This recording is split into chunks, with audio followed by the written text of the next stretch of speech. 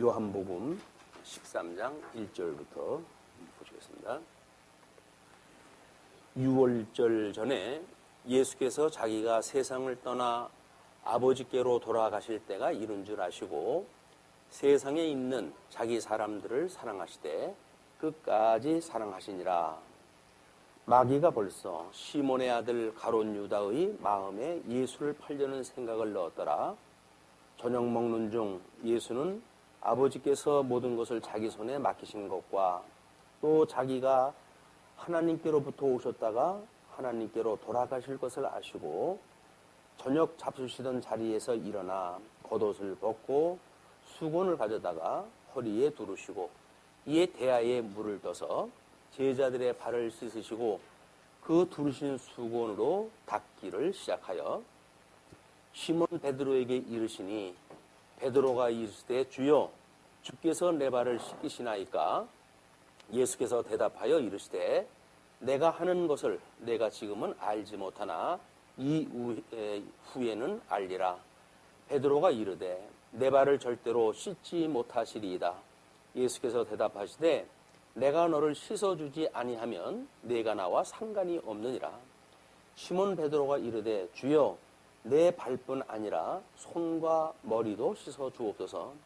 예수께서 이르시되 이미 목욕한 자는 발밖에 씻을 필요가 없느니라. 온몸이 깨끗하니라. 너희가 깨끗하나 다는 아니니라 하시니 이는 자기를 팔 자가 누구인지 아심이라. 그러므로 다는 깨끗하지 아니하다 하시니라.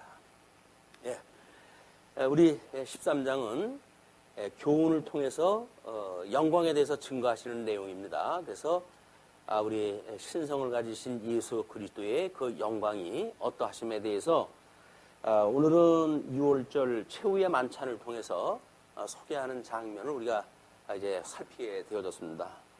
13장은 일단 그 1절 말씀이 키입니다. 방향을 이제 어디로 틀 것인가에 대한 중요한 그 키가 돼요. 그래서 6월절 전이에요. 예수께서 자기가 세상을 떠나 아버지께로 돌아가실 때가 이른 줄 아시고 세상에 있는 자기 사람들을 사랑하시되 끝까지 사랑하시니라. 우리 예수님께서 지금 그 제자들을 사랑하신다고 이렇게 이야기를 했어요. 제자 사랑을 하시는데 이 사랑을 지금 끝까지 우리 사랑을 갖다 하시다 이렇게 전제로만 나와져 있어요. 근데 우리가 이 요한이 특별한 지금 기술 방법이 처음에 어떤 사건을 소개할 때 일반적으로 어떤 개념을 먼저 던져놓고 그리고 후에 그 설명을 갖다 해가는 것이 요한복음의 설명 방식입니다. 그러니까 지금 제자를 하나님과 사랑하시되 끝까지 사랑하셨다고 하는 그 이야기는 13장 전체 내용을 뭔가 설명할 방향을 지금 이야기를 다 하는 거예요. 그걸 모르게 되면 그냥 제자들 발 씻겨주셨대라는 걸로 해가지고 어버이날이나 또는 부부의 행사라든가 또는 어버이 교실이라는 이런 데 가게 되면 상대방의 발을 씻겨주면서 눈물을 철철 흘리고 그래가지고 뭔가 회복되어진 것 같은 우리들의 어떤 그 행사를 갖다 연출을 하고 그러잖아요. 이건 쉬웁니다. 그게 뭔지 모르고 오는 거예요. 물론 감정적으로 우리가 자기를 위해 가지고 너무나 많은 일을 갖다 해가지고 못이 박혀져 있는 발을 봐가지고 감동을 해서 그런지는 모르겠지만 발 한 번 씻겨주는 걸로 해가지고 인생이 바뀐다고 한다면 우리 베드로처럼 온몸 씻겨달라고 아마 그럴 거예요. 그럴 거 아니겠어요? 근데 사람들은 그렇게 성경에 나와져 있는 내용들을 그냥 인간들이 보통 행하면 좋을 거라고 하는 생각을 가지고 이용을 다 하는 거예요. 앞장서기는 교회에서 앞장섰겠죠. 천주교에서는 그걸 또 세족식이라고 그래가지고 규례로 성례로 삼았습니다. 종교 개혁자들이 그게 무슨 말도 안 되는 소리다 해가지고 7성례 가운데 5개를 전부 제거해버렸죠. 그리고 구약 성경의 언약대로 이루어졌다고 하는 걸 보여주는 표적적인 성례 2개만 남겨놓은 거예요. 그것이 세례와 성찬에 대한 이야기입니다. 그렇기 때문에 그런 원리도 모르고 지금 뭐 세례와 성찬이 또 아무것도 아닌 것처럼 이야기하는 사람들도 성경에 대해서 전혀 이해하지 못하고 있는 사람들이에요.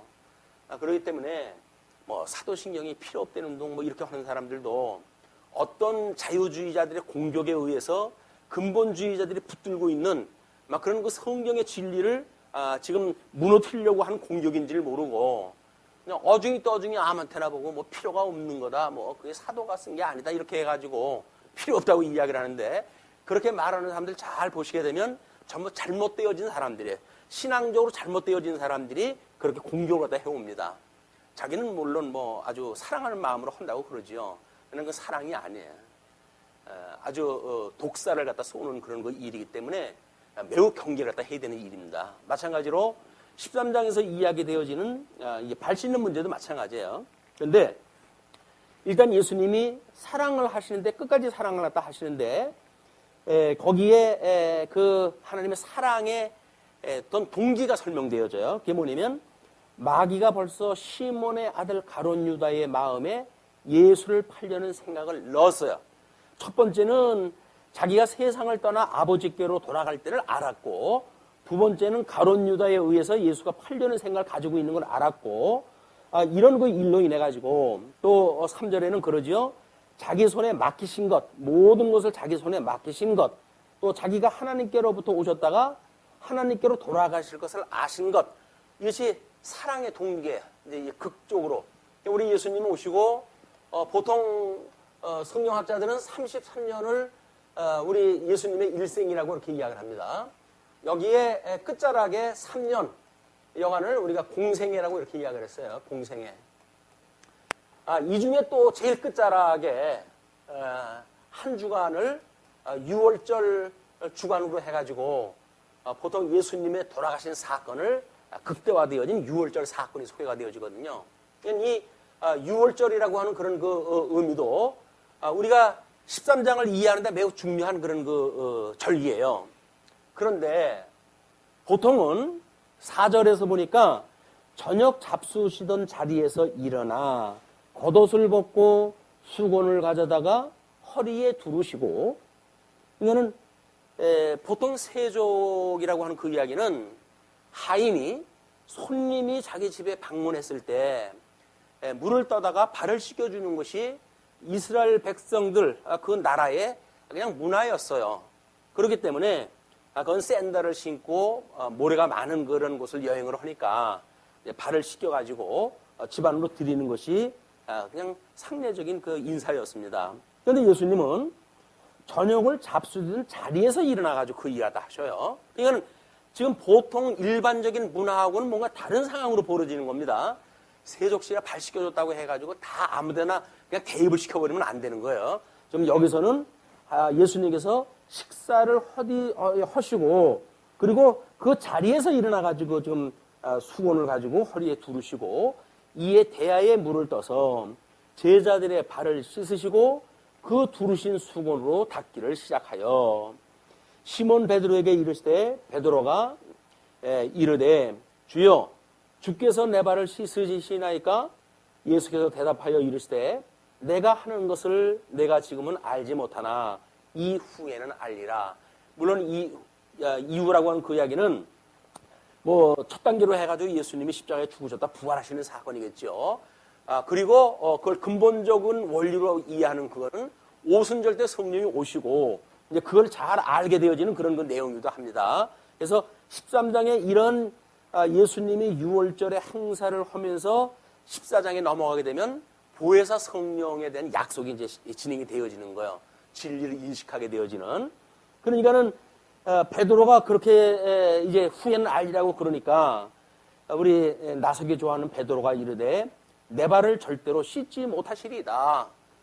물론 뭐 선생님이 제자의 발을 씻기는 걸 감당할 수 없다고 하는 인간의 충동심에서 이야기가 나올 수도 있겠죠.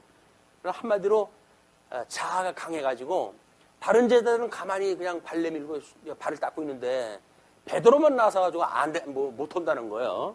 이것은 좌우지간 자기 자아가 강해서 그래요. 예수님이 무슨 뜻이 있으신가 보다 뭐 이렇게 해서 생각도 할 만한데 베드로는 꼭 나서요.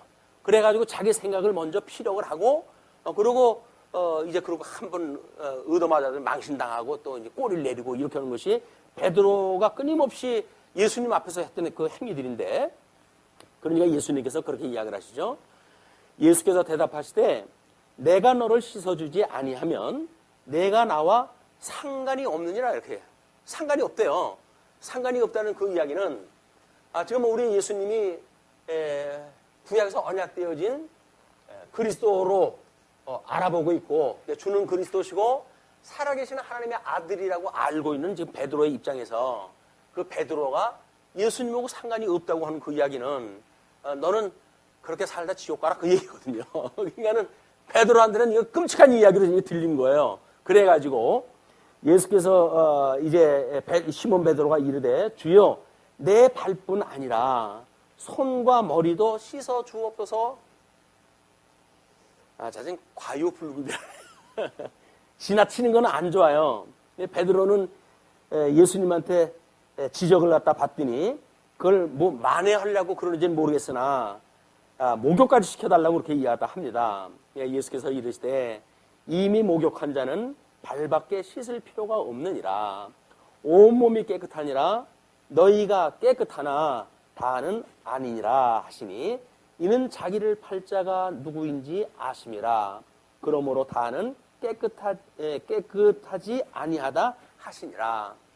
물론 12제자 중에 여기 일단 마이너스 가룟 유다가 포함되어야 되겠죠.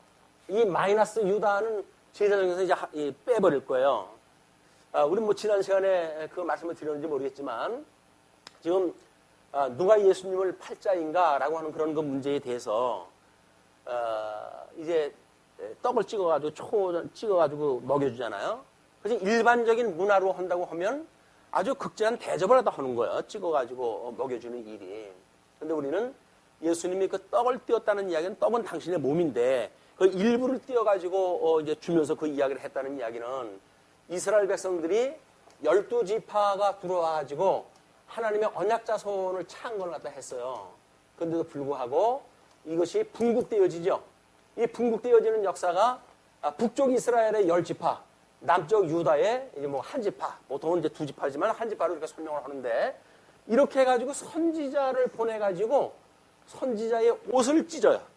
그리고 이제 그 여로보암에게 너는 이 10조각을 취하라 이렇게 이야기를 하거든요. 그러니까 자기의 몸이라고 하는 12지파라고 하는 것은 하나님 나라, 언약자손을 이야기를 하는 것이고 언약자손의 12지파가 다 있는데 그 중에 찢어가지고 준다고 하는 그 이야기는 몸을 나누신다는 거 아니겠어요? 그러니까 지금 가룟 유다에게 초를 찍어가지고 떡을 띄워서 준다는 그런 그 이야기는 떡 전체 중에 망할 사람까지 포함돼가지고 그걸 준 거예요. 그래서 이제 가룟 유다는 나중에 자살을 하게 되어지고 가룟 유다 대신에 우리 제자들이 제배를 뽑아가지고 12명을 채우죠. 왜 그런 12명이 사람들은 집착을 하느냐. 이것이 구약성경서부터 12지파를 언약자손이기 때문에 그래요. 언약자손은 12지파를 갖다 이루어야 되거든요. 그래서 10조를 이야기했을 적에도 우리 아브라함과 이삭과 야곱이라고 이야기를 하는데 야곱이 12아들을 얻기 위해 가지고 그 파란만장한 고생을 한 거예요. 그리고 험악한 내가 세월을 살았다고 이야기하는 것이 12아들을 얻기 위해서 그런 거예요. 그렇게 해가지고 다 얻었는가 보다 했더니 그걸로 해서 이제 광야, 우리 애굽으로 해가지고 팔려가지 않습니까? 또 이제 자손들을 위해 가지고 애굽으로 내려가고 그래가지고 400년 동안의 종노릇 하게 되어지는 언약 자손들의 이야기입니다. 자, 그렇게 이야기 되어졌는데 가룟 유다가 이제 빠질 거를 하나님 예수님께서는 알고 계신 거죠. 요거는 이미 가룟 유다가 예수님이 유월절을 지키실 때에 지금 그가 팔 것을 준비하는 거를 지금 준비를 했다 하니까 유월절 어린 양으로 제공할 거를 이미 준비하고 있는 걸 예수님은 아셨어요. 이 가룟 유다에 의해서 유월절 어린 양으로 예수님이 돌아가셔야 되고 그리고 이걸로 인해 가지고 예수님이 이제 비하의 신분으로 이 땅에 오셨지만 부활 승천하셔가지고 우리 주님께서 이 승천하실 거 아니겠어요? 이 승천을 갖다 하심으로 해가지고 승기의 신분이 시작이 되어진단 말이에요. 그래서 이 비하의 신분과 승기의 신분 이것이 하나님께서 귀하게 여기셔가지고 우리가 끊임없이 지금 영광을 이야기할 때 귀하게 여기셔가지고 그런 영화의 광채로의 영광을 지금 보여주신다 이렇게 이야기를 했어요. 하나님이 어떻게 사랑하시는지에 대한 것을 예수님의 비하의 신분과 승기의 신분을 통해 가지고 하나님의 영광을 지금 계시하고 계신 거다. 그래서 하나님의 이 영광 선포는 예수님이 돌아가시는 사건도 영광이고, 그 다음에 예수님이 돌아가시는 사건도 이것이 하나님의 영광인 거예요. 그러니까 하나님의 영광이 인간들이 생각하는 것처럼 승승장구하는 것만 영광이 아닙니다. 이 주님께서는 승승장구하고 몸이 귀하게 되어진다는 이야기는 천한 자리에 떨어지지 않고는 귀하게 될 수가 없는 거 아니에요. 선지하셨던 예수님께서 비하의 신분으로 사람의 몸으로 이 땅에 입고 오셔가지고 비하의 신분으로 살고 계시다가 끝내 승기의 신분으로 귀한 신분인 걸 공포를 갖다 함으로 해가지고 하나님의 영광이 선포되어지는 그런 현장을 좀 이야기를 하는 거예요. 자, 그러면 일단 이제 12절로 20절까지 예수님의 본을 통해서 섬길 것을 교훈하다 하거든요. 그러니까 이런 객관적인 세족에 대한 이야기는 그냥 뭐 그런 거보다 하고 지나갈 수가 있죠. 근데 이제 어디에서부터 우리가 혼란이 오기 시작을 하냐면 예수님께서 본을 보이시고 너희들 그리 행하라 라고 이야기가 나오거든요. 그때로부터 이 사람들은 이제 이 혼란에 빠지는 거예요. 하라고 그러는데 해야 되는데 이런 그 이야기거든요. 근데 예수님께서 하라고 하시는 이유가 또는 그 근본 원리가 뭔지를 모르게 되면 성경에 나와 있는 모든 명령문을 인간들이 해야 된다고 생각이 드는 거예요. 그러면 예수님이 못 들어오셔요. 인간들이 할 수 없기 때문에 예수님이 오셨는데, 근데 예수님이 이 땅에 오신 거는 인간이 할 수가 없어서 아담 이후에 모든 인생들이 망했기 때문에 우리 주님이 와가지고 이루신 거 아닙니까? 그래서 우리가 그 예수님을 믿는 거란 말이에요. 나의 모든 죄를 대신해서 돌아가신 걸 믿고, 그리고 나를 이 사망의 권세로부터 구원해서 하나님 나라의 백성으로 불러내신 것, 이걸 우리가 다 믿는 것이 세례받는 거라고 이야기하지 않았어요? 이 세례 사건. 자, 이렇게 신약 성경의 배경을 놓고 이제 구약적인 원리를 가지고 이제 우리가 12절서부터 살펴봐야 될 이유가 있는 겁니다. 자, 그러면 12절 보시죠. 그들의 발을 씻으신 후에 옷을 입으시고 다시 앉아 그들에게 이르시되 내가 너희에게 행한 것을 너희가 아느냐? 라고 물어요. 아까 뭐 베드로가 뻔히 모르는 거 알고 계셨는데 물어보시는 거는 지금 뭔가를 교육할 의미가 이제 그런 의미가 거기에 내재되어 있는 겁니다. 너희가 나를 선생이라 또는 주라 하니 너희 말이 옳도다. 내가 그러하다. 내가 주와 또는 선생이 되어 너희 발을 씻었으니 너희도 서로 발을 씻어 주는 것이 옳으니라 이렇게 했어요. 내가 너희에게 행한 것 같이 너희도 행하게 하여 본을 보였노라. 우리의 주님께서는 내가 먼저 행한 것처럼 너희들도 행하라 이제 그런 그 이야기로 설명이 되어지는데 요것이 나중에 가면 어떤 그 문구로 대치가 되어지냐면 내가 너희를 사랑한 것 같이 너희도 피차 사랑하라 이렇게 이야기가 돼요. 요게 그러니까 여기서 지금 예수님이 본을 보여가지고 행하는 것을 너희들이 행하라 라고 했던 그거는 내가 너희를 사랑한 것 같이 너희들도 피차 사랑해라 라고 하는 이야기에 이건 예로 보여주는 이야기예요. 예로 이제 보여주는 이야기예요. 자, 그러면 이제 내가 너희에게 행한 것 같이 너희도 행하게 하려 하여 본을 보였다. 우리 주님께서 본을 보인 거예요. 내가 진실로 너희에게 이르노니 종이 주인보다 크지 못하고 보냄을 받은 자가 보낸 자보다 크지 못하나니 너희가 이것을 알고 행하면 복이 있으리라. 우리 예수님이 복 있는 자로 오셨어요. 우리 예수님이 복 있는 자로 왔고 그래서 우리 아담으로 인해 가지고 타락한 모든 사람들 이런 사람들에게 복이 상실되어져 가지고 저주 가운데 있던 사람들 아닙니까? 이걸 우리 예수님이 복 있는 예수님이 오셔가지고 우리를 구원을 갖다 해가지고 저주로부터 회복해서 복 있는 자에게 우리가 함께 거하게 하셨단 말이에요. 지난 시간에 공부한 거예요. 함께 거하게 하시겠다. 내가 너희들을 이끌리라 라고 이야기를 했잖아요. 그래서 이끌어 함께 하신 백성들이 더불어 복 있는 자와 함께 있어서 복이 있는 거예요. 그래서 그 복 있는 자들의 심령 상태가 행복이라고 이야기를 하는 겁니다. 세상에 저주받은 사람들이 행복하다고 하는 걸 보면 이건 쇼예요. 이건 코미디고. 저주받은 사람들이 뭐가 행복하겠어요. 근데 세상의 마귀가, 귀신이 우리들한테 끊임없이 지네들이 주는 거에 굴복하게 되어지게 되면 행복한 걸로 착각을 하게 만드는 거예요. 우리 예수님처럼 너 돌덩어리 떡 만들어 먹어. 그래가지고 떡을 만약에 만들어 먹을 정도로 하나님의 뜻과 상관없이 그렇게 하게 되면 행복하지, 배불르지, 행복하지. 우리가 그러는 거예요. 아이고, 내가 이거 죽는 줄 알았다 그동안. 이거 먹어가지고 내가 얼마나 이 포만감을 해가지고 지금 행복한지 모르겠다. 이렇게 이야기를 할 거 아닙니까? 천하 만국을 나한테 줄 테니까 나한테 절할래? 그래가지고 우리가 모든 걸 굴복하고 살아가는 거예요. 이 아담하고 약속하실 때 하나님께서는 모든 걸 다스리라고 그랬잖아요. 다스리라. 그런데 우리는 하나님이 지으신 피조물 가운데 가장 강조한 것이 사단이라고 이렇게 이야기를 했어요. 근데 이 사단을 우리가 다스리는 것이 아니라 통치를 받는 것이 타락한 인간들의 한계인 거예요. 그러니까는 사단이 끊임없이 나한테 절해. 그 이야기예요. 나한테 절하면 내가 이거 보이지? 나한테 절하면 이거 줄게. 이렇게 이야기를 하는 거예요. 우리는 꾸벅꾸벅 절하면서 그걸 받아먹고 이제 사는 거거든요. 그걸 보통 사육당한다 그렇게 이야기를 하죠. 우리 애완견이라든지 이런 걸 보게 되면 대부분 그렇게 교육을 시키잖아요. 말 잘 들으면 뭐 먹이 하나 주고. 그러니까 그 말 못하는 짐승들이 그 물속에서 벙덩벙덩 뛰고 그러는 거예요. 그거 하나 얻어먹으려고. 근데 짐승들은 그렇다고 치더라도 사람이 이러고 살면 체면 구겨지는 거 아니에요? 아니, 너나 먹어. 너 이거 줄게 내 말 들을래? 그러면 너나 시커 먹어. 이렇게 해야 되는데, 그래? 그래가지고 꼬리 내리고 거기 가지고 그거 하나 얻어먹고, 거기서 충성을 하다 하고, 이러는 것이 사단에게 충성을 하는 것이다. 이 빛에 거하는 사람들이 어둠의 권세의 그 내용을 모르게 되면, 우리는 여기에 그냥 굴복을 하는 거야. 그것도 또 주의 이름으로. 주님의 몸된 교회의 어떤 사역자의 이름으로 이걸 다 하는 거거든요. 거기에 명분 없는 사람들은 없습니다.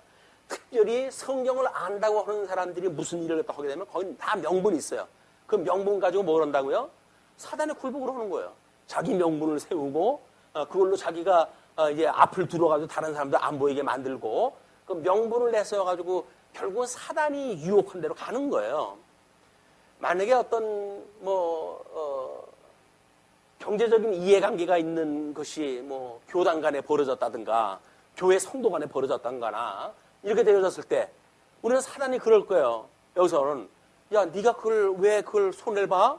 손해보는 거 아니야. 너 지혜자인데 네가 왜 손해를 봐? 이제 이렇게 이야기를 하면 맞아, 내가 지혜자인데 내가 진리를 위해 가지고 이 일은 필히 이겨야 되리라 라고 해가지고 싸운다고요? 아니, 용의 권세의 하수인이 돼버린 거예요. 짐승 권세의 하수인이 된 거다. 우리는 아유, 그러세요? 당신 거면 당신이 가지세요. 그럼 나는 다른 걸 취할게요. 요즘 우리 아브라함이 보여줬던 그 모습 아닙니까? 네가 좌하면 나는 우하고 네가 우하면 나는 좌하리라 라고 하는 것이 만사를 하나님께서 지금 언약대로 이루어 가시는데 뭔 내 꼼수대로 되어진다고 해가지고 우리가 아비다툼 할 게 뭐가 있겠어요. 그걸 이제 또 나중에는 저 인간이 이래서 저랬고 자기네들은 또 해석을 하겠죠. 그건 그 사람들의 몫이고 우리가 해석을 할 적에는 하나님의 절대 주권을 믿고 주님께서 우리한테 이런 환경을 주셨다는 이야기는 이 환경을 어떤 기능적으로 또는 일 중심으로 해가지고 극복하라고 준 게 아니란 말이에요. 우리는 극복을 하기 위해서 신앙생활을 해요. 죽어라고 기도하는 게 왜 그럴까요? 이 어려운 환경에서 나를 놓여달라고 하는 거 아닙니까? 근데 이것이 과연 신약성경에서 오는 기도의 그 원리일까요?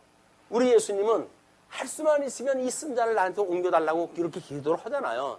왜? 인간적으로 비하의 신분으로 이 땅에 오신 예수님이 그런 험악한 일을 갖다 아니까. 그러나 나의 뜻대로 마옵시고 아버지의 뜻대로 하지요. 또 우리 12장 공부할 적에도 내가 이제 너무 그 일이 어려우니 이 때를 좀 지나가게 해주십시오라고 하는 기도의 내용도 마찬가지입니다. 그러나 주님께서 내가 일을 위하여 왔나이다. 하나님께 나를 보내셨을 때 일을 위해서 보냈기 때문에 그 일을 필요코 해야 될 것은 납니다. 라고 하는 고백을 하지요. 우리들이 어떤 일의 극복의 목적을 두게 되어지게 되면 우리 40일 금식기도 그렇게 어렵지 않습니다. 왜? 이 사람들은 목적이 있잖아요. 그래서 어떤 그 목회자들은 목적이 있는 삶이라고 해가지고 목적이 이끄는 삶이라고 이래가지고 또 뭐 교회를 크게 번성한 성공하신 분이 있어요. 전부 마귀 장난입니다. 그게 뭐 주님의 몸된 교회가 극복을 갖다 해가지고 뭐 발달하고 무슨 대형화되어지고 이거 뭐 사람들의 수가 늘어나고 이게 주님의 몸된 교회 일이 아니거든요. 근데 사단은 끊임없이 우리한테 그걸 보여주는 거야. 너 말씀이 옳다고? 근데 그 뭐야? 너 교회가 그렇게 그 모양이냐? 이거 말씀이 좋은 거 같다. 많은 사람들 들려줘야 되지 않겠어? 라고 해가지고 우리한테 가모니설로 자꾸 미혹을 갖다 해요. 아주 세미한 음성으로 어떨 땐 들려요. 그러지? 내가 이렇게 해가지고 될까? 왜 어려운 이야기를 자꾸 하지? 이제 쉬운 얘기로 해가지고 아무나 와서 들으면 들을 수 있는 이야기 하면 될 텐데 왜 어렵게 이런 신구약을 넘나들면서 원리적으로 따져고 그렇게 이해하다 하지? 근데 그렇지 않은 거예요. 성령께서 깨닫게 하시게 되면 우리는 깨닫게 되는 일이고 그렇게 되어지기 때문에 세상에서 주는 합리적인 생각을 일단 제거시켜버려야 돼. 어떤 합리적인 우리 이성이 그걸 알아가는 게 아닙니다. 성령의 감동을 깨닫게 하시는 거지. 그리고 이것이 뭐 머리가 좋아도 깨달아지는 게 아니거든요. 뭐 어떤 분은 머리로 해가지고 이걸 이제 진리 인식을 한다고 이렇게 이해하다 하는데 그렇지는 않습니다. 하나님께서는 우리가 깨닫게 하시려면 먼저 귀를 할례를 갖다 받게 하셔요. 뭐 소리가 들려야죠. 그리고 마음을 할례를 갖다 받게 하십니다. 마음의 할례를 받아 깨달음이 있게 되어지는 거예요. 기독교라고 하는 건 깨달음의 종교예요. 뭐 불교가 깨달음의 종교라고 하는데 불교는 깨달음이 해아래의 깨달음을 이야기하는 거고 우리는 저 영원한 하나님의 섭리에 대한 것을 마음으로 깨닫게 되어지는 거예요. 그래서 우리가 영과 육 사이에 마음을 지으신 하나님께서 그 마음에 하나님의 이 말씀에 판을 새기게 하시는 거거든요.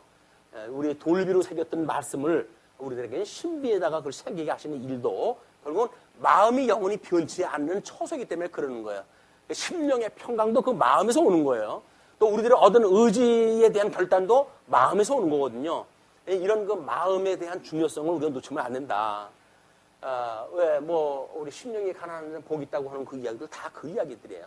우리 예수님이 이 땅에 오셨을 때 얼마나 마음을 비우고 오신 분인지 그 내용을 모르게 되면 우리는 예수님의 형상을 닮아가기는커녕 예수님이 십자가의 모든 것 돌아가시고 그랬음에도 불구하고 우리는 그걸 위해서 이걸 할 거예요. 여기는 구원도 포함됩니다.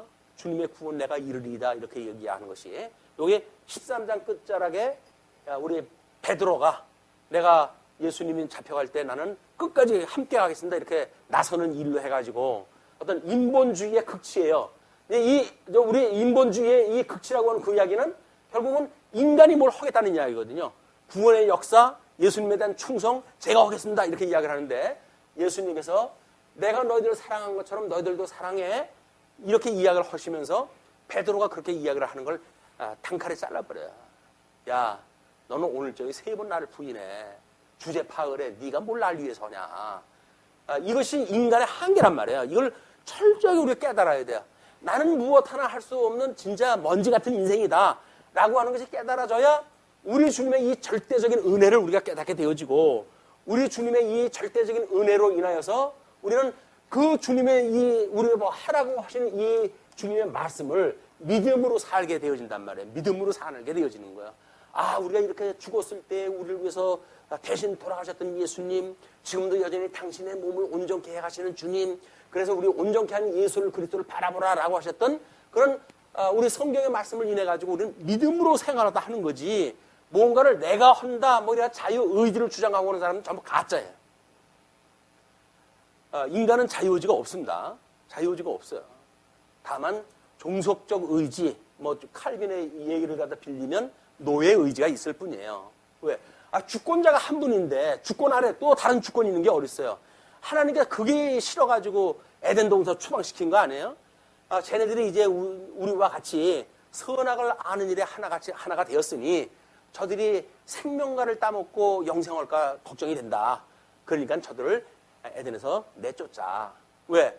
하나님하고 영원붕토록 갈등 관계 있을 거 아닙니까? 선악을 아는 일에 하나님과 갈등 관계가 있고 그리고 영생과를 따먹어도 영생한다고 한다면 하나님하고 절대 주권적으로 대립 관계가 있는 거예요. 그럼 영원히 갈등 관계가 되어지기 때문에 우리 하나님께서는 에덴에서 그들을 내쫓고 그래서 영생과는 따먹지 못하고 다만 저주, 선악을 아는 일에 잘난 인생들이 살아가는 세상이란 말이에요. 저주받은 인생이 전부 선악을 아는 사람들이 모여 사는 사람들이에요.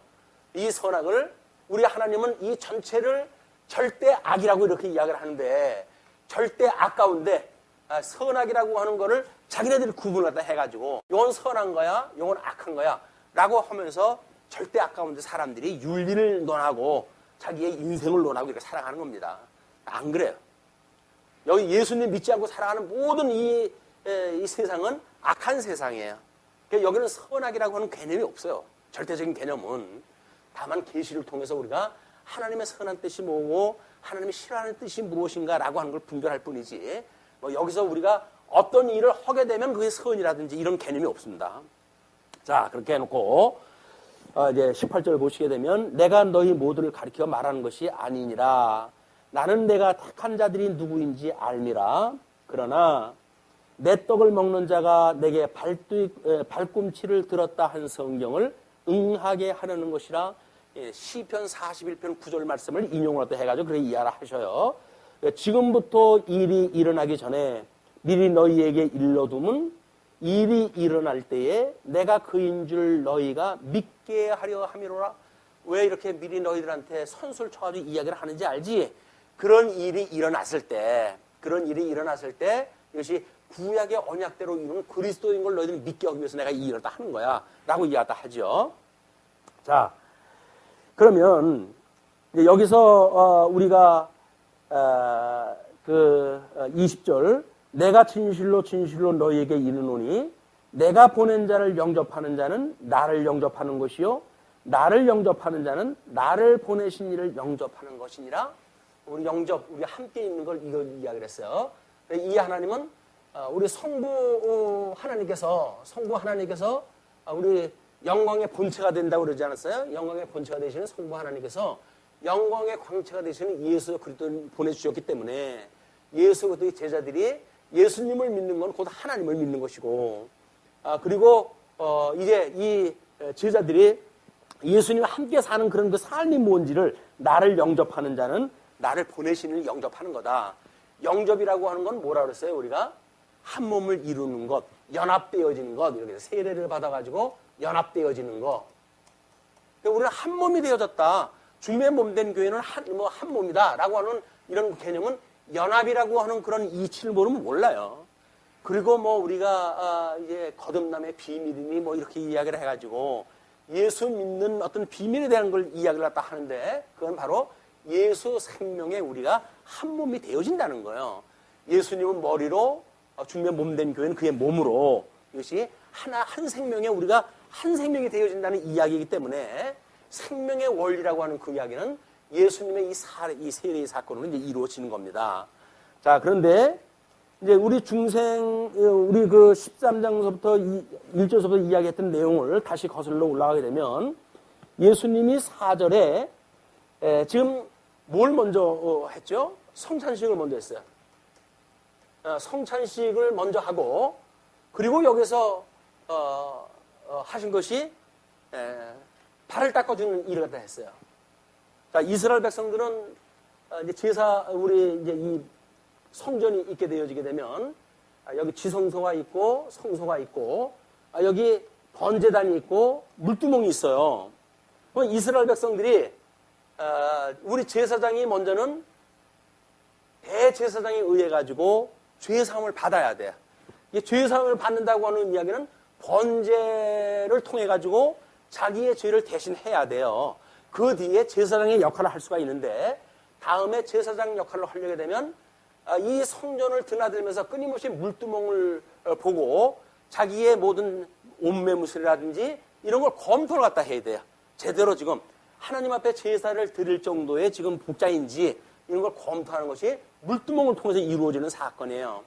그러면 이스라엘 백성들을 하나님이 구원을 하실 때 어떻게 했냐면, 먼저 애굽에 10조의 우리 야곱의 12아들을 애굽에다 넣으시고 400년 동안 생육번성하게 하셔가지고 여기서 충분한 이제 백성들이 번성하게 되어졌잖아요. 이때 출애굽을 하다 시켜요. 이때 출애굽을 시키시는데, 우리 하나님의 이 출애굽을 시켜가시고 하시는 이야기가 모세를 통해 가지고 이 출애굽에 대한 원리를 쭉 가르쳐줘요. 우리 예수님은 이 율법과 선지로 오신 분이라고 이렇게 이야기를 했어요. 율법과 선지로 오신 분이 예수님이기 때문에 예수님이 지금 말씀하시는 거는 율법의 원리가 뭐고 선지의 원리가 뭔지를 지금 한꺼번에 보여주는 그림이에요.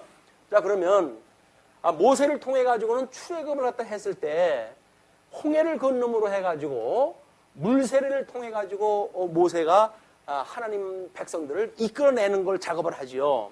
선지서에 오게 되면 이 선지서에서는 우리 엘리야 선지자가 불심판으로 인해 가지고 대적들을 심판하는 사건이 있게 되어져요. 그래서 주보의 그 그림을 보시게 되면 메시아 언약에 대한 하나님의 섭리다 이렇게 이야기를 해놓고 이 율법, 모세는 율법의 대표, 그 다음에 이 엘리야는 선지의 대표, 선지자의 대표, 이렇게 되어져 있는 거예요, 지금. 그래서, 모세가 물심판을 한 것이 이제 출애굽기 14장 21절로 28절에 소개가 되어져 있고, 엘리야의 불심판은 열왕기하 1장 2절로 17절까지 역사적인 사실로 기록이 되어져 있는 거예요. 그런데 우리 누가복음에 보게 되면 세례 요한의 물세례와 십자가의 죽으심의 사건이라고요. 예수님의 십자가의 사건을 두 가지 의미를 부여해요. 세례 요한에 의해서 물세례를 받고 또 이제 불세례를 십자가의 사건을 통해서 불세례를 받는단 말이에요. 그럼 이제 예수 그리스도가 이 불세례를 통해 가지고 구원을 받는 일, 그리고 그분께 우리가 영접받아 가지고 한 몸이 되어진 성도들이 앞으로 이제 중보자로 또는 제사장으로 살아갈 거 아닙니까? 우리가 만인 제사장이라고 이야기를 하니까 예수님을 믿는 사람들이 제사장으로 이제 살아가게 되어질 거예요. 그래서 땅에서 매면 하늘에서도 매일 것이고 땅에서 풀면 하늘에서 풀 것이라고 하는 약속을 주님께서 하신 바가 있는데 그런 그 약속이 나무에 있단 말이에요. 자, 그런데 우리 주보에서 봤던 것처럼 이 물심과 불심판은 이스라엘 이 하나님 앞에 이제 제사장의 역할을 감당할 수 있도록 제사를 받은 사람들은 물두멍을 통해 가지고 이건 이제 물이에요. 근데 이 번제단은 불로 해가지고 태우는 곳이에요. 그냥 이거 물로 태우는 것과 불로 태우는 곳이 두 군데가 있기 때문에 예수님께서 지금 성찬식을 참석하셨다는 이야기는 당신이 십자가에 죽으실 것에 대한 예표로 지금 떡을 띄신 거 아니에요? 6월절 어린 양으로 떡을 띄었단 말이에요. 이게 불심판에 대한 거를 지금 설명한 거예요. 이 불심판에 대한 걸 설명을 하고 그 다음에 발을 씻기심으로 해가지고 불심판으로 해가지고 우리 모든 사람들의 죄가 용서받았으니까 우리 제사장으로 이제 역할을 다 해야 될 거 아닙니까? 우리 제사장으로 역할을 하려게 되면 물두멍에 가서 끊임없이 우리를 들여다봐야 돼요. 제대로 됐는지 안 됐는지. 이것이 만약에 제대로 지키지 않으면 너희들을 끊어버려 이렇게 약속이 되어져 있는 거기 때문에 이건 선택사항이 아닙니다. 이건 필수사항이에요. 우리 성경에 이제 우리 주보 간지에는 그 내용을 성경 구절서부터 전부 소개를 다 해드렸어요. 근데 제가 뭐 참고 삼아 자료로 드리긴 했지만 제가 봐도 이렇게 빡빡한 거 읽으실 분이 누가 있을까? 라는 생각을 가지고 씁니다. 뭐 안 읽으셔도 할 수가 없고 나는 내 할 바를 갖다 해야 되니까 그냥 소개를 해드린 거예요. 읽어보시든 안 읽어보시든 그거는 우리 성도님들 선택사유입니다. 이건 선택사항이에요. 필수사항 아니에요. 시간이나 뭐 여건이 허락을 하시게 되면 한번 일독을 하시는 게 좋고 그렇지 않다고 한다면 굳이 뭐 읽어가지고 굳이 할 거 없습니다. 왜?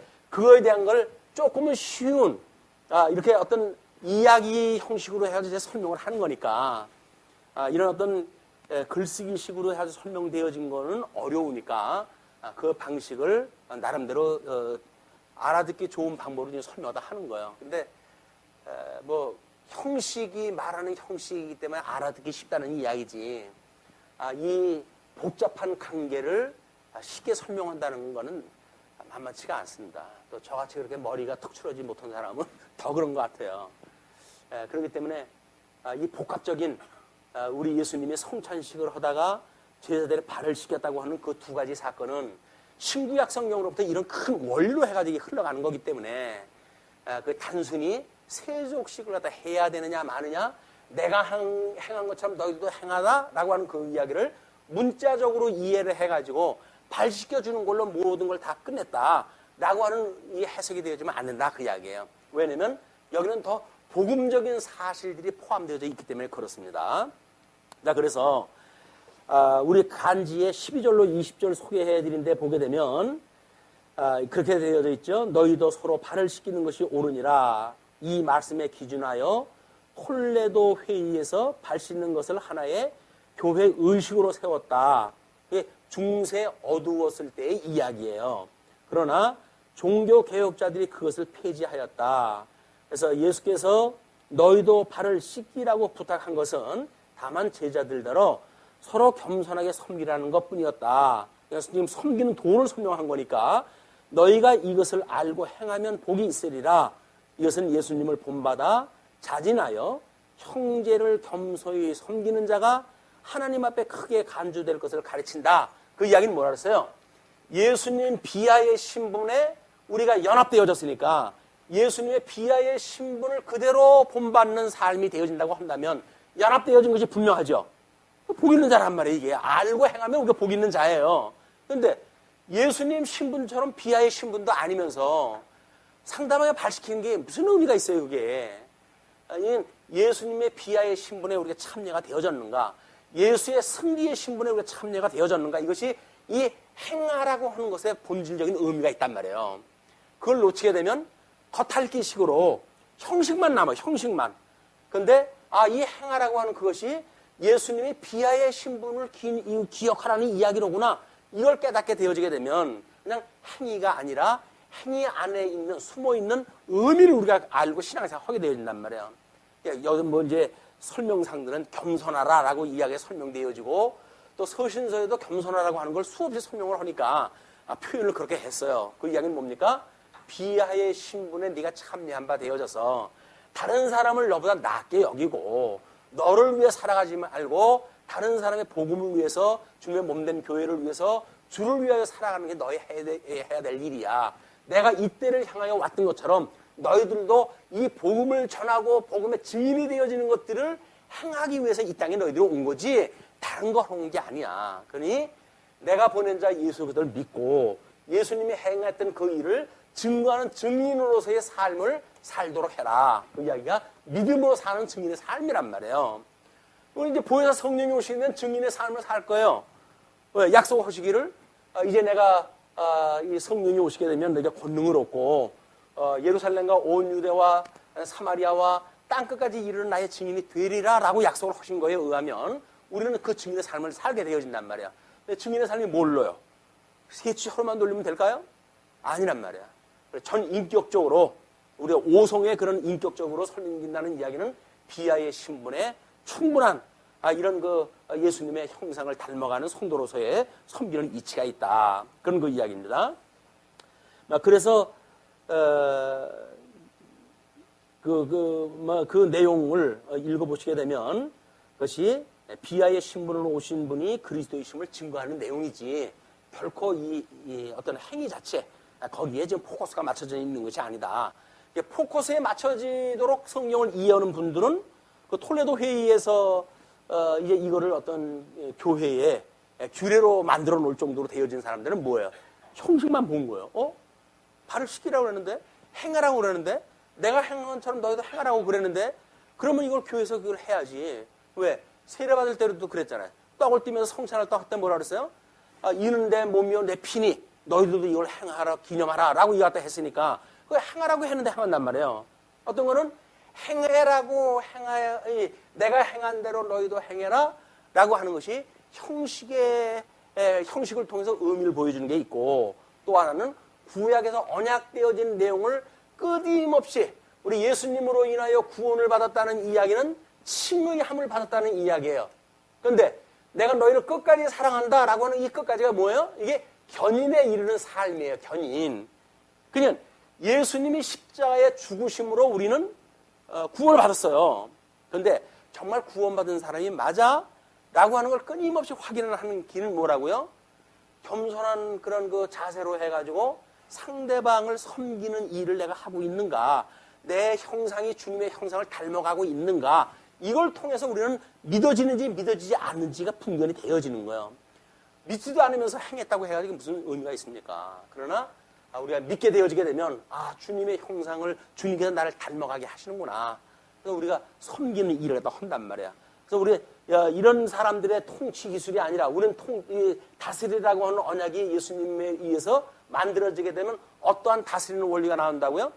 봉죽치의 원리가 된다고 그래요. 봉죽치. 이건 섬김으로 해가지고 다스려지는 일이지 짐승곳에서는 위에서 장악을 해가지고 되어지는 문제가 아니다. 그냥 주님의 말씀을 가지고 순수하게 말씀을 전하고 예수님의 그런 형상을 따르면서 우리가 섬기는 자리에 있게 되어지게 되면 다른 사람들이 따르게 되어지는 거예요. 그래서 보통은 산 자의 교훈보다 죽은 자의 교훈이 더 크게 오는 이유도 다 그런 거예요. 왜?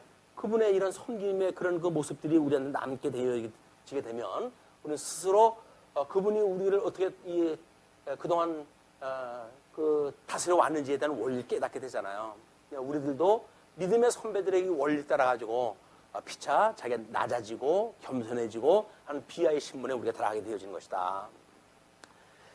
자, 이제 그 정도를 하시고 뒤에 마무리를 갖다 하시려면 21절로 30절 가룟 유다의 배반을 예언을 갖다 합니다.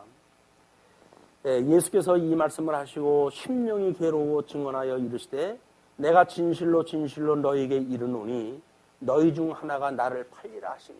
심중에 괴롭다는 이야기는 뭐예요? 아직도 지금 육신을 가지고 계신 분이기 때문에 자기 3년이나 따라다녔던 모르고 세웠겠습니까? 많은 그 가룟 유다가 자기 팔 일이 지금 눈에 보이니까 나를 팔리라 하시니 제자들이 서로 보며 누구에게 대하여 말씀하시는지 의심하더라. 뭐라는 거냐? 사실 예수님 말 잘 못 알아들어요. 네. 뭐라고 그러는 거냐? 누가 판대? 나보고 그러는 거야? 해가지고 상당히 긴장도 했겠죠. 근데 예수의 제자 중 하나 곧 그가 사랑하시는 자가 예수의 품에 의지하여 누웠는지라.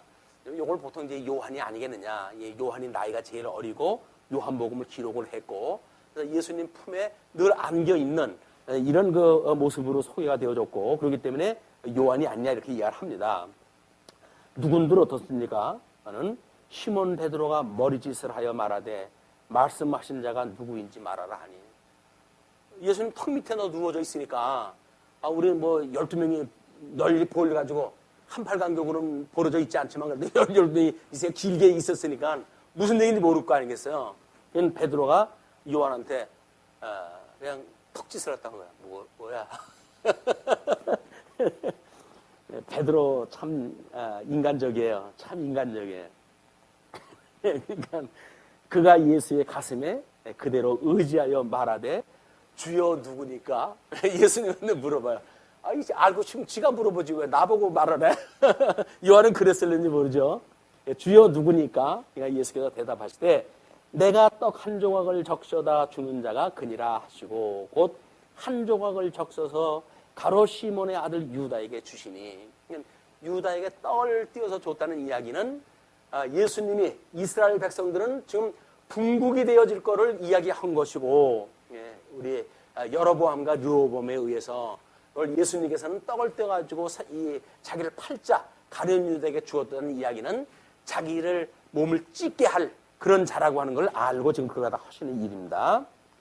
그래서 이제 그 조각을 받은 후 곧 사탄이 그 속에 들어간지라. 이에 예수께서 유다에게 이르시되 내가 하는 일을 속히 하라 하시니.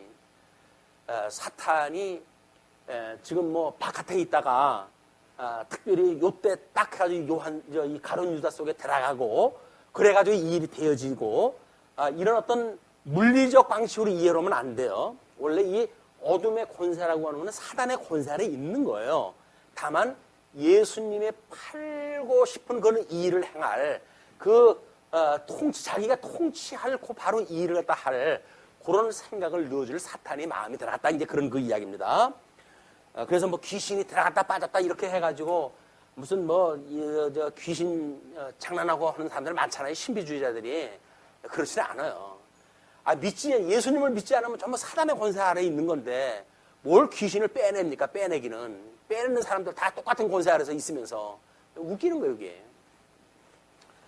자, 그러니까 이에 예수께서 유다에게 이르시되 내가 하는 일을 속히 하라 하시니 이 말씀을 무슨 뜻으로 하셨는지 그 앉은 자 중에 아는 자가 없고 어떤 이들은 유다가 돈꾀를 맡았으므로 명절에 우리가 쓸 물건을 사라 하는지 혹은 가난한 자들에게 무엇을 주라 하시는 줄로 생각하더라. 이때도 가난한 자 뭐 준다고 하는 거예요. 자꾸 관심 갖잖아요. 옥합을 깨트렸을 때도 그랬잖아요. 그걸로 가난한 자를 주지. 그걸 쓸모없이 그렇게 하냐라고 이야기하다가 예수님한테 책망을 듣고 그랬잖아요. 가룟 유다가. 가룟 유다는 돈밖에 모르는 인간이에요.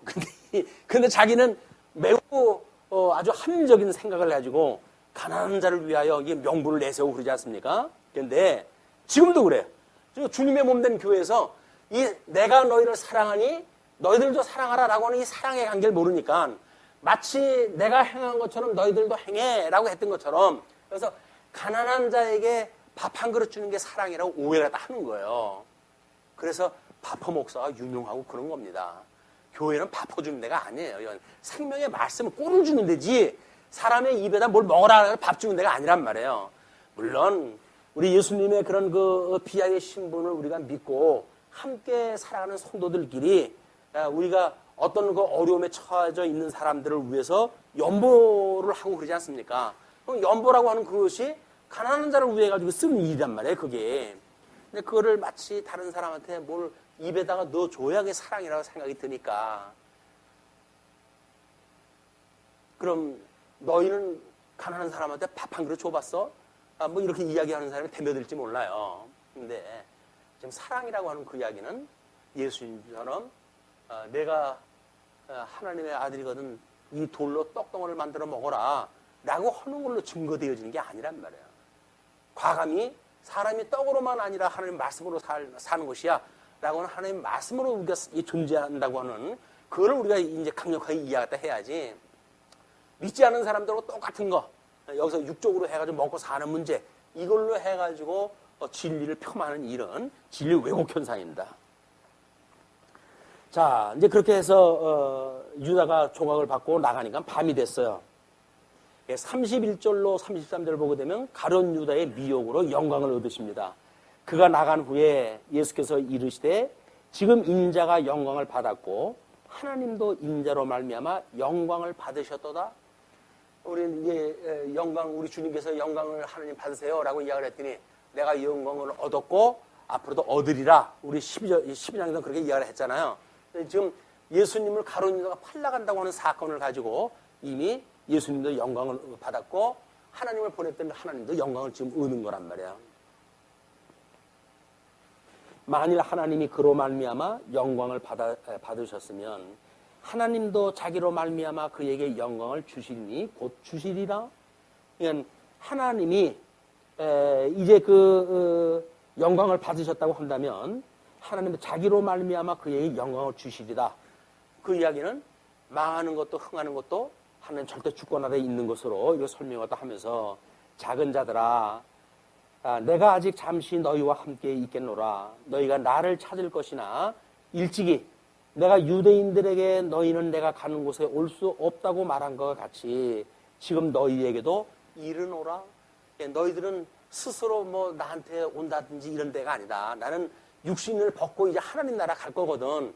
나를 따라온다든지 믿지 않는 사람들이 뭐 어디 이방인한테 복음 전하러 가는가 이런 쓸데없는 생각하는 거 그런 사람들 본받지 마라. 그런 그 이야기죠. 그러면서 새 계명을 주노니 해가지고 34절로부터 35절 서로 사랑하는 새 계명을 주셔요. 이게 이제 오해의 여지가 있는 거예요. 이게 새 계명입니다. 새 계명. 이 새 계명이 있다는 이야기는 옛 계명이 있다는 이야기겠죠? 예, 이쪽에 옛 계명에 대한 이야기. 옛 계명. 그런데 신명기에서 이 옛 계명 율법의 대강령에 대해서 설명했다 할 때 위로는 하나님을 사랑하고 이웃을 내 몸같이 사랑하라 라고 하는 것이 율법의 대강령이다 이렇게 이야기를 했어요. 예, 율법의 강령이다.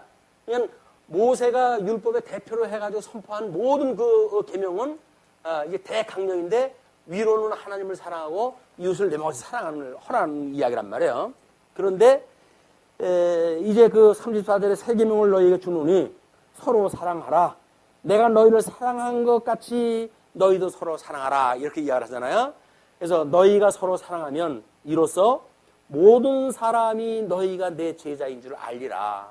그래서 예수님의 이 비하의 신분과 승기의 신분에 참여되어진 자 이런 사람들의 믿음의 행위로 인해 가지고 다른 사람들이 봤을 때, 저 사람이 예수님처럼 살았네, 예수님의 그런 그 말씀이 보이네, 라고 하는 걸 보여줬을 때 다른 사람들이 그리스도인인지를 안다, 그 이야기예요. 우리는 이 견인에 이르기까지의 성도의 삶은 믿음으로 살지요. 그런데 이것이 예수님이 우리의 대속주예요, 주는 그리스도시고 살아계시는 하나님의 아들이십니다 라고는 신앙 고백으로 해가지고 우리가 의롭다고 칭함을 받았단 말이야. 이걸로 해가지고 그 다음에 끝나는 게 아니에요. 의롭다고 칭함을 받은 우리들은 끊임없이 온전케 해가시는 분이 주님은 그리스도시고 살아계신 하나님의 아들이십니다 라고 하는 믿음을 가지고 견인에 이르게 되어진단 말이에요. 그래서 주는 그리스도시고 살아계신 하나님의 아들이다 라고 하는 것이 그냥 순간적으로 끝난 게 아니에요. 신앙 고백이 그걸로 끝난 게 아니란 말이에요. 왜냐하면 주님께서 뭐라 그랬어요? 주는 그리스도시고 살아계신 하나님의 아들이십니다 라고 하는 신앙 고백 위에 주님의 몸된 교회를 세우신다고 그랬단 말이에요. 이거는 음부의 권세가 무너뜨리지 못하는 교회를 세우신다고 그랬어요. 그 이야기는 뭐예요? 이 신앙 고백 위에 견인하는 교회, 음부의 권세가 무너뜨리지 못하는 교회를 주님께서 이걸 인도해 가신다는 이야기거든요. 우리 끊임없이 주는 그리스도시고 살아계신 하나님의 아들이에요. 구약의 언약된 대로 주님은 오신 그리스도가 맞습니다 라고 하는 걸 우리는 매일같이 고백을 해야 된단 말이에요. 그런데 뭐 맨날 예수가 그리스도인지를 알면 됐지, 사복음서를 가지고 사람 진을 뺍니까? 안 그래요. 이제 나 외에 다른 신을 너희들이 우상을 만들지 말어 라고 했던 그 이야기는 뭐예요?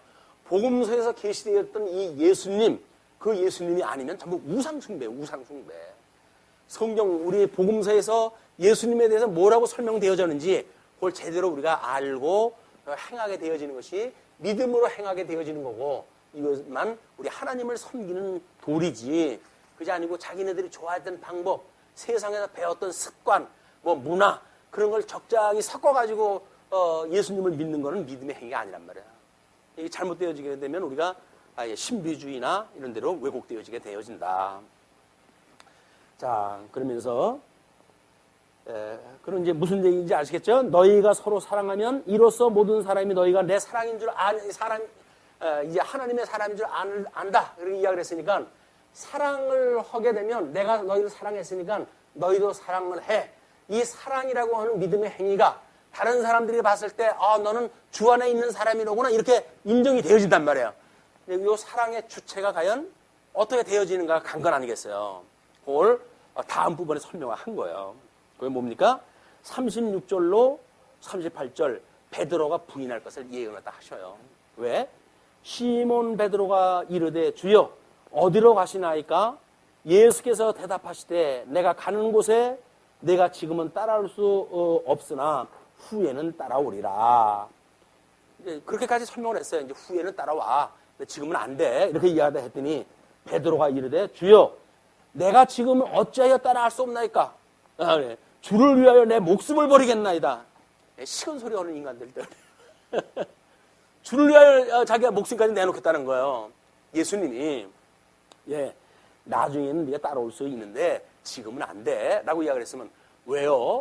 그게 왜 그러는 거예요? 라고 이유를 물어보든지, 예수님이 말하게 되면 자기 의견을 가지고 그냥 받아쳐버리는 거예요. 나는 죽을 때까지 갈 거예요. 왜 못 가요 내가? 라고 해서 예수님하고 지금 맞짱 붙자는 얘기 아닙니까 이게. 이 베드로는 뱃사람의 어떤 혈기를 타고 지금 태어났기 때문에 예수님께서 적절하게 가장 인본주의적으로 살아갈 사람들의 모양을 가지고 베드로를 갖다 교육시켰어요. 베드로의 모습을 보게 되면 우리가 가장 인본주의적인 삶을 살아가는 데의 원형이에요. 자기가 한다고 났으니까. 예수님께서는 안 되는 거야. 그렇게 하는 거 아니야. 내가 행해서 너희들한테 내가 사랑했다고, 내가 사랑했으니 너희도 사랑해 라고 했는데, 그 사랑을 위해 가지고 내가 이제 십자가에 못 박아 죽으러 간다. 근데 너희들 내가 죽고 가는 곳은 너희 따라올 수 없는 곳이야 지금은. 그러니 나중에는 오지만 지금 따라올 수 없다라고 이야기를 했더니, 왜 못 간다는 얘기입니까? 나를 뭘로 보고, 내가 의협심이 얼마나 다하고 인간적인 그런 아주 나름대로 사나이 중에 사나인데 하겠다는 이야기예요. 자, 예수께서 대답하시되 내가 나를 위하여 내 목숨을 버리겠느냐? 라고 반문을 갖다 해요. 우리는 예수님이 반문을 하게 되면 뭐가 좀 뚫려야 될 거 아니에요. 뭐 잘못된 얘기했나 이래야 되는데, 내가 진실로 진실로 내게 이르노니 닭 울기 전에 내가 3번 나를 부인하리라. 뭐 지금 이제 이런 예언의 형식으로 남아져 있잖아요.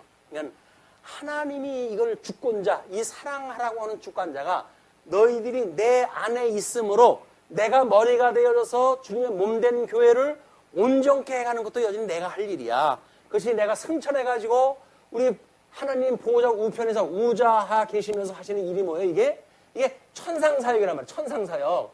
예수 그리스도의 천상사역에 의해서 주님의 몸된 교회가 끝날까지 주님께서 붙들고 계신다고 하는 거거든요.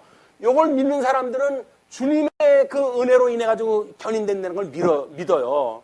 근데 나머지 사람들은 전부 자기네들이 해야 된다는 거예요. 아니 성경에 사랑을 하는데 왜 사랑을 안 해요? 성경에 이렇게 하라고 하는데 왜 안 해요? 그냥 당신들은 가짜야 이렇게 이야기도 하잖아요. 근데 그 사람들은 나는 성경을 몰라요라고 하는 고백하고 똑같은 거예요. 우리가 이 성경은 뭐예요? 이제 서신에서 이야기했던 하라 하지 마라 그 이야기는 뭐예요? 다 주님께 너희들이 함께 있으니 내가 너희들과 함께 있으니 머리된 내가 너희들을 이렇게 이루어 갈 거야. 그게 믿어지는 자는 그렇게 하게 될 것이다. 근데 너희들이 믿어지지 않게 되면 못하게 될 거야. 그 이야기예요. 그러니까 믿어지는 사람도 될 수가 있어요. 믿음의 열매, 우리가 믿음이 이제 연약하게 되면. 그렇다고 해가지고 행위 자체만 가지고 이것이 옳으냐 그러냐를 판단하는 이야기는 율법주의자들의 일입니다. 율법주의자들은 행위만 놓고 보니까 예수님 오실 때 똑같아요, 이제. 그러나 우리 성경의 이 논리를 봐가지고 이것이 우리 하나님께서 천상에서 하시는 일이구나. 근데 여기서 하시는 일도 내가 몰랐는데 하늘에서 하는 일을 제가 어떻게 알 수가 있어요? 라고 이야기를 했더니 예수님께서 염려하지 마. 그 이야기가 14장의 이야기야. 내가 보혜사 보내줄게.